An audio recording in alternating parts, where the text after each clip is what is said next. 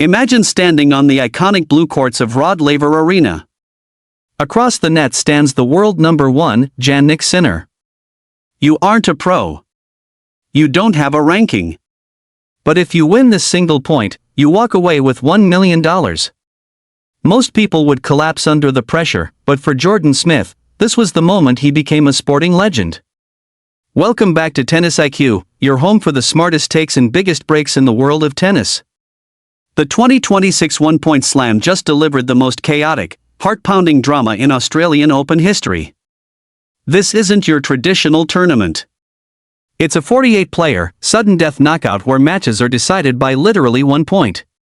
No sets, no games, just one serve, one return, and one winner. The field was stacked. We're talking Carlos Alcaraz, IGA Swiatek, Coco Gauff, and the crowd favorite Nick Kyrgios. To make things even more fair, the pros were restricted to just one serve, while the amateurs were granted 2. Enter Jordan Smith, a 29-year-old coach from the Castle Hill Academy in Sydney. He didn't come in with a flashy social media following or a Nike sponsorship. He came in as the New South Wales regional champion with a strategy he called the brick wall. He wasn't going to out-hit the pros, he was just going to make sure the ball always came back. The shockwaves started in the 3rd round. Smith faced the defending Australian Open champion, Jannik Sinner.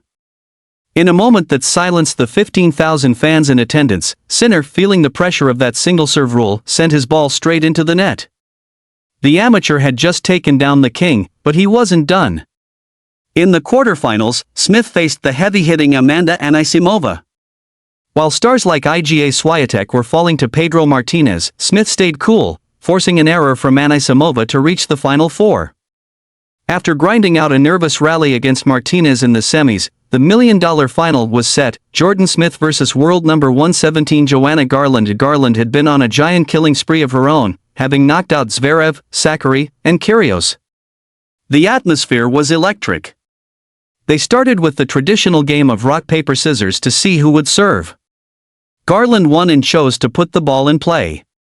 She hit a deep serve, Smith scrambled for a backhand return, and in the ensuing rally, Garland's forehand sailed wide. Jordan Smith fell to his knees. In less than 10 minutes of actual play, he had won $1 million, enough to finally buy that house in Sydney he'd been dreaming of. This is why we love the Happy Slam.